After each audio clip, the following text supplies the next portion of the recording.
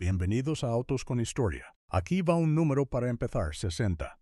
Esa es la cantidad de años que han pasado desde que Ken Miles estuvo a solo unos cientos de metros de hacer algo que ningún piloto en la historia del automovilismo había logrado antes, ni ha logrado desde entonces. Una película de Hollywood le devolvió su nombre al mundo, pero aún así dejó las partes más importantes de su historia, fuera del corte final. Las partes que te hacen entender no solo quién fue Ken Miles, sino qué le arrebataron, cómo se lo arrebataron, y por qué el hombre que murió un martes por la tarde en el desierto de California merecía un final que la historia nunca le dio. Si este tipo de historias te gustan, ayúdanos a seguir trayendo más contenido así suscribiéndote al canal. Ford vs. Ferrari presenta a Ken Miles como un mecánico temperamental, lanzando herramientas, manejando un taller en problemas en North Hollywood. Brillante al volante, imposible de manejar y completamente desconocido para cualquiera que importara hasta que Carroll Shelby entra por su puerta. Es un gran personaje, solo que no es exactamente el hombre completo. Antes de que Ken Miles tocara un GT40, antes de que manejara cualquier cosa con una insignia de Ford, pasó años haciendo algo que moldeó todo lo que vino después. Fue a la guerra, y no en el sentido romántico de póster de película. Miles nació en Sutton Coldfield, cerca de Birmingham, Inglaterra. Dejó la escuela a los 15 años, fue aprendiz en Wolseley Motors y para cuando estaba en sus primeros 20 ya llevaba uniforme. Su primer rol militar fue como instructor de manejo en el ejército territorial, lo cual suena relativamente directo hasta que entiendes lo que vino después. El 1 de octubre de 1942, Miles se convirtió en uno de los miembros fundadores de los Royal Electrical and Mechanical Engineers, los REM, un cuerpo de élite cuyo propósito completo era mantener los vehículos blindados británicos en condiciones de combate bajo circunstancias reales de guerra. Piensa en lo que ese trabajo realmente exige. Eres responsable de máquinas a las que les están disparando, que son conducidas sobre terrenos para los que nunca fueron diseñadas, empujadas más allá de cada límite que sus ingenieros imaginaron. Cuando algo falla, los hombres mueren. Tu trabajo es entender cada componente, cada umbral de estrés, cada punto de falla, y tomar la decisión correcta más rápido de lo que la situación te permite pensar. Miles fue destinado después a la The Guards Armored Division y luego a la 29ª Brigada Blindada. Desembarcó en Normandía el 15 de junio de 1944, 9 días después del día D, y terminó la guerra como sargento de Estado Mayor y comandante de tanque. La película te muestra la excentricidad, el acento de Birmingham, las herramientas volando. Lo que no te muestra es lo que produjo al hombre debajo de todo eso. Miles no desarrolló su comprensión de las máquinas en un garaje de California. La desarrolló en Europa Occidental durante los combates blindados más brutales de la historia, en condiciones donde un diagnóstico incorrecto no te costaba una carrera, te costaba tu tripulación. Así que cuando Miles le dijo a Ford que su GT40 era peligroso en su configuración inicial, cuando salió de ese coche y dijo, «Esta cosa va a matar a alguien si no la arreglamos», no estaba siendo difícil. Estaba siendo un hombre que había pasado años aprendiendo exactamente dónde está la línea entre una máquina que funciona y una máquina que mata. Eso no es un mecánico temperamental. Ese era el piloto de pruebas más calificado que Ford tenía. Y casi no lo usaron porque era difícil de manejar. Valió la pena, como resultó después. Increíblemente la pena. ¿Y tú qué opinas de Ken Miles? ¿Ford veía a un hombre complicado o simplemente no entendía al piloto de pruebas más valioso que tenía enfrente? Pero para entender de verdad lo que le quitaron, primero hay que separar al hombre real del personaje que Hollywood convirtió en leyenda. El hombre contra el personaje de película. La interpretación de Christian Bale en Ford vs. Ferrari es extraordinaria. Defenderé esa opinión siempre. Pero aquí está el detalle sobre el hombre al que realmente estaba interpretando. La película presenta a Ken Miles como alguien explosivo, confrontacional, apenas contenido. Un hombre que golpea a Carroll Shelby en la cara por diversión y amenaza a los oficiales de carrera con llaves inglesas. Es tremendamente entretenido. Sin embargo, las personas que realmente conocieron a Ken Miles cuentan una historia bastante diferente. Miles tenía reputación en el circuito de carreras de la costa oeste por su cortesía, por su sentido de la justicia, por su profesionalismo. En ocasiones fue llamado el Stirling Moss de la costa oeste, algo que en términos de automovilismo de los años 60 equivalía prácticamente a decir que era el hombre más profesional dentro de una sala llena de profesionales. Era considerado un competidor limpio, con una sensibilidad extraordinaria para entender los límites de un automóvil, una cualidad que hacía que casi nunca tuviera contacto con otros pilotos, incluso en situaciones de carrera agresivas. El propio Carroll Shelby, en una biografía publicada en 2004, describió a Miles de una forma que no coincide precisamente con la versión de Hollywood. Shelby lo llamó el mejor piloto de pruebas que había conocido. Dijo que siempre ayudaba a otros pilotos. Y añadió algo particularmente interesante.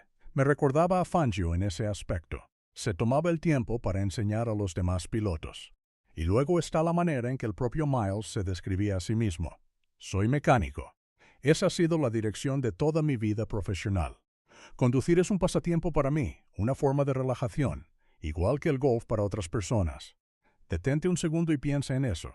Un hombre que ganó Daytona, un hombre que ganó Sebring, un hombre que, en términos prácticos, ganó Le Mans, y aún así describía las carreras como un pasatiempo, como si estuviera hablando de una ronda de golf de fin de semana.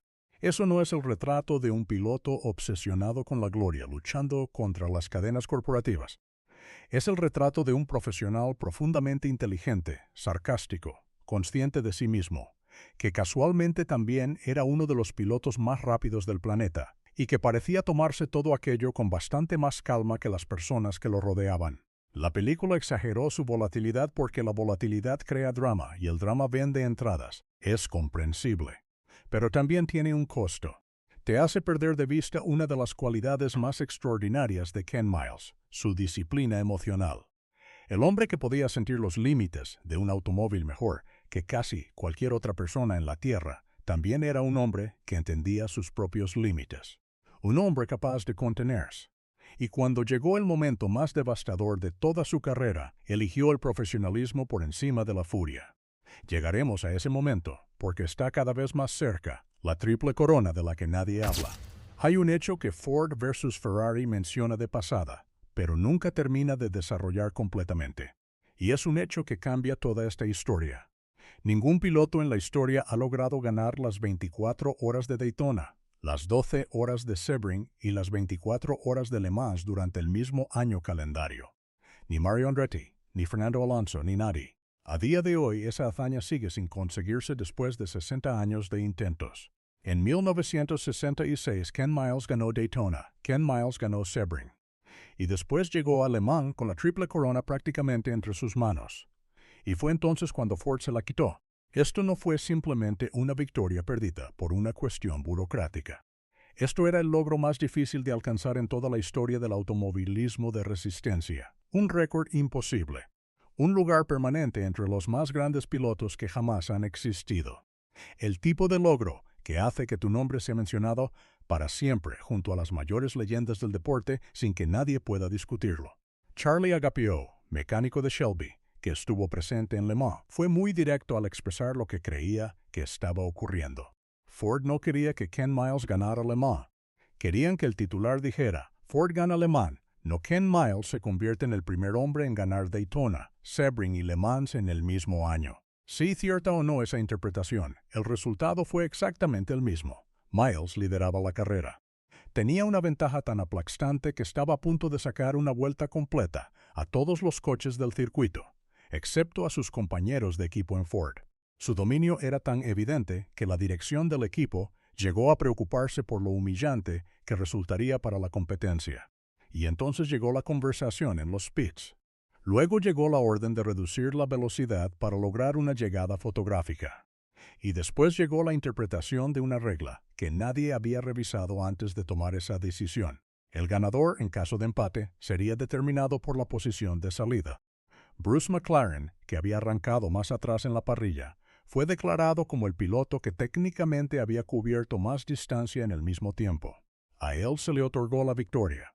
Miles, que había liderado la carrera, ayudado a construir el coche, desarrollado el coche y manejado una de las actuaciones más dominantes en la historia de Le Mans, fue clasificado en segundo lugar. El trofeo de esa vitrina lleva 60 años vacío. Y el único hombre que estuvo realmente cerca de llenarla lanzó sus gafas de sol al lado de un pit lane en Francia. y luego volvió en silencio al trabajo. ¿Y tú qué habrías hecho en el lugar de Ken Miles? ¿Habrías obedecido la orden del equipo o habrías ido por la victoria sin mirar atrás? Quiero leerte en los comentarios. Pero lo que ocurrió después dejó vacía una de las vitrinas más importantes en toda la historia del automovilismo. La conversación en los pits que lo cambió todo.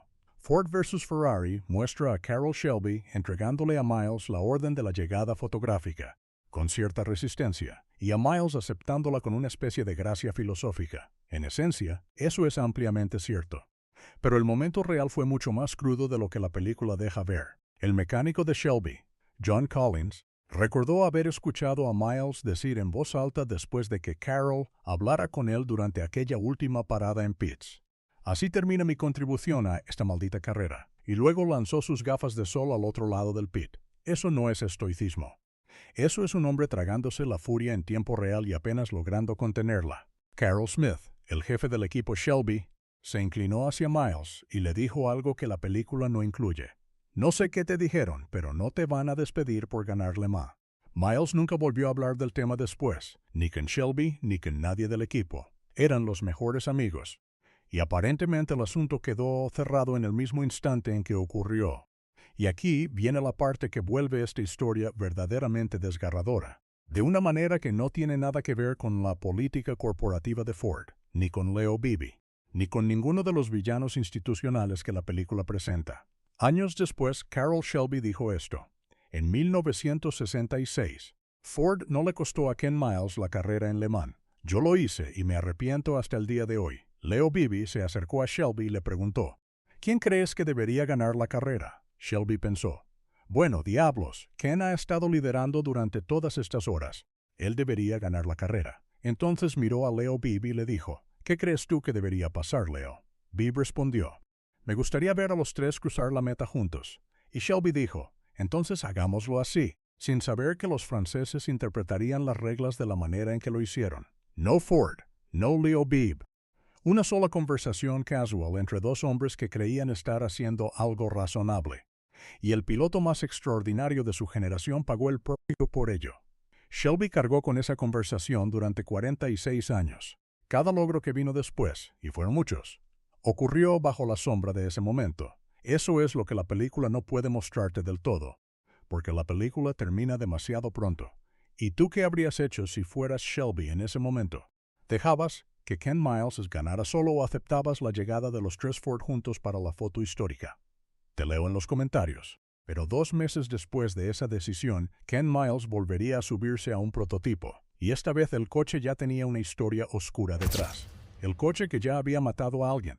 2 meses después de Le Mans, el 17 de agosto de 1966, en Riverside International Raceway, California, llegó el momento que definiría para siempre la historia de Ken Miles. Ford vs. Ferrari muestra a Miles muriendo en un incendio, pero las circunstancias reales fueron diferentes, y en muchos sentidos, considerablemente peores. El coche car estaba destinado a convertirse en el sucesor del GT40 Mark II. Incorporaba una distintiva sección trasera con forma de pan, experimentando con lo que los ingenieros llamaban teorías aerodinámicas Camback, además de una construcción de paneles tipo panal diseñada para aligerar y reforzar el chasis al mismo tiempo. Era tecnología de vanguardia. También era, como se descubriría después, una máquina que todavía no era comprendida por completo. Y aquí aparece un detalle que la película nunca menciona. El J-Car ya había matado a alguien antes de que Ken Miles se sentara al volante. Walt Hansgen, 4 veces campeón de carreras de carretera de la SECA, piloto con puntos en Fórmula 1 y uno de los conductores más respetados de Estados Unidos, murió mientras probaba un Ford GT40 durante las pruebas de Le Mans en abril de 1966. Su coche hizo aquaplaning bajo la lluvia. Intentó dirigirse hacia una vía de escape y encontró una barrera que anteriormente no estaba allí. Nunca recuperó la conciencia, murió 4 días después. Tras la muerte de Hansgen, Ford suspendió por completo el programa G-Car. El prototipo quedó guardado mientras los ingenieros intentaban comprender qué había salido mal. Pero 4 meses después, las pruebas se reanudaron con Ken Miles al volante. Antes del accidente se habían completado varias vueltas sin ningún problema. Todo parecía normal. En lo que se suponía que sería una de las últimas vueltas de la sesión, nada indicaba que existiera alguna falla mientras el coche recorría la recta trasera a aproximadamente 175 millas por hora. Entonces, cerca del final de la recta, cuando la velocidad había descendido aproximadamente a 100 millas por hora, el coche perdió el control, giró hacia el interior del circuito y salió disparado por encima de un terraplén. Lo que ocurrió después fue devastador. El coche comenzó a dar vueltas de manera violenta. Ken Miles salió expulsado. Cuando los equipos de emergencia llegaron hasta él, ya había muerto a causa de las heridas en la cabeza. El incendio posterior consumió gran parte de los restos del vehículo y destruyó muchas de las evidencias que podrían haber explicado exactamente qué había ocurrido. Y hay otro detalle que vuelve todo esto todavía más doloroso. Su hijo Peter, que tenía apenas 15 años, estaba en Riverside aquel día junto a su madre. Vio morir a su padre. Con el paso de las décadas, la física detrás del accidente se volvió más clara. Después del choque, la aerodinámica del J-Car fue rediseñada profundamente para corregir la elevación que se generaba en la parte trasera a velocidades de carrera. Aquella distintiva sección trasera que tanto entusiasmaba a los ingenieros de Ford estaba actuando bajo determinadas condiciones como el ala de un avión. Generaba sustentación debajo de la parte trasera del coche. A más de 200 millas por hora en el aire caliente del desierto californiano, la parte trasera de aquel vehículo estaba luchando contra el asfalto y en algún momento ganó la batalla. Ken Miles no chocó ese coche. El coche le falló a Ken Miles. Y las personas que mejor lo conocían lo dijeron desde el primer momento, sin dudas y sin vacilaciones. ¿Y tú qué opinas? ¿Crees que Ford debió detener definitivamente el proyecto después de la primera muerte, o habrías continuado desarrollándolo para encontrar la causa real del problema? Quiero leerte en los comentarios. Pero incluso después de su muerte, Ken Miles siguió cambiando el automovilismo de una forma que muy pocas personas conocen hoy, el legado de seguridad que casi nadie le atribuye. Este es el detalle que Ford versus Ferrari omite por completo y que merece decirse con claridad. Después del segundo accidente fatal dentro del programa en apenas 5 meses, los ejecutivos de Ford ordenaron que en las versiones futuras del coche se instalara una jaula antivuelco similar a las utilizadas en la competencia NASCAR Grand National. El J-Car, ya profundamente revisado, fue renombrado como Ford Markov, y esa jaula antivuelco, implementada directamente por lo que ocurrió con Ken Miles en Riverside, casi con toda seguridad salvó la vida de Mario Andretti en Le Mans en 1967, cuando Andretti sufrió un accidente enorme y logró salir caminando de un coche que quedó prácticamente destruido a su alrededor. Las jaulas antivuelco comenzaron a estandarizarse en las carreras de autos deportivos después del accidente de Miles. La arquitectura de seguridad que protege a los pilotos de carreras hoy tiene una línea directa hacia aquella tarde de martes en California, cuando las evidencias ardieron antes de que alguien pudiera determinar toda la verdad. El Mark IV que ganó Le Mans en 1967, completando el primer año de la dinastía de 4 años de Ford, fue construido sobre las lecciones de aquello que mató a Ken Miles. Él lo hizo posible desde más allá de la tumba, en el sentido más literal y menos poético de esa frase. Lo hizo posible. Carroll Shelby dijo después de la muerte de Miles, «No tenemos a nadie que pueda ocupar su lugar. Nadie». Él era nuestra línea base, nuestro punto de guía. Era la columna vertebral de nuestro programa. Nunca habrá otro Ken Miles, y tenía razón en cada palabra. El deporte que continuó sin Miles fue de manera medible y documentable, más seguro por la forma en que murió. Eso no es un consuelo, pero sí es la verdad. ¿Y tú qué opinas del legado de Ken Miles? ¿Crees que el automovilismo recuerda lo suficiente a los pilotos que murieron haciendo más seguros los coches para todos los demás? Te leo en los comentarios. Pero lo más doloroso de esta historia no es solo cómo murió, sino todo lo que ya le habían quitado antes de subirse a ese coche. Molly Miles, la viuda de Ken, escribió a la revista Road and Track en noviembre de 1966. Sus palabras dicen mucho más de lo que cualquier escena de película podría mostrar. Nada podría reemplazar jamás lo que he perdido, pero el amor y la bondad que me han demostrado han sido increíbles. Ha sido una gran vida aquí en California, a veces controversial, a veces turbulenta, pero hemos sido felices. A veces controversial, a veces turbulenta, pero feliz. Ese no es el retrato de un genio torturado consumido por las carreras. Es el retrato de un hombre que había construido una vida que amaba, con personas que amaba, haciendo un trabajo que genuinamente lo llenaba. Y todo eso le fue arrebatado por un coche que ya había demostrado que podía matar, en una pista donde las evidencias ardieron antes de que alguien pudiera encontrar toda la verdad. Ken Miles fue incluido póstumamente en el Motorsports Hall of Fame of America en 2001, 35 años después de su muerte. Durante 3 décadas y media, el hombre al que Carroll Shelby llamó la columna vertebral de todo el programa de Ford en Le Mans fue conocido casi únicamente por quienes estuvieron ahí.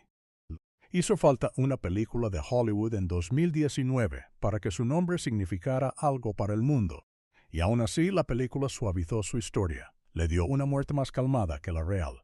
Comprimió una vida más rica, más compleja y más humana de lo que 2 horas y media podían contener. Hay una pregunta que persigue esta historia más que cualquier otra. Si Ford no hubiera diseñado aquella llegada fotográfica, si a Miles le hubieran permitido tomar la victoria en Le Mans, que ya se había ganado, si hubiera pasado esos últimos 2 meses como el primer hombre en la historia en ganar la triple corona de resistencia en un solo año, se habría subido de todos modos a ese J-Car. No hay respuesta para eso. Solo existe la pregunta, suspendida ahí en el calor de California, sin respuesta y sin posibilidad de tenerla.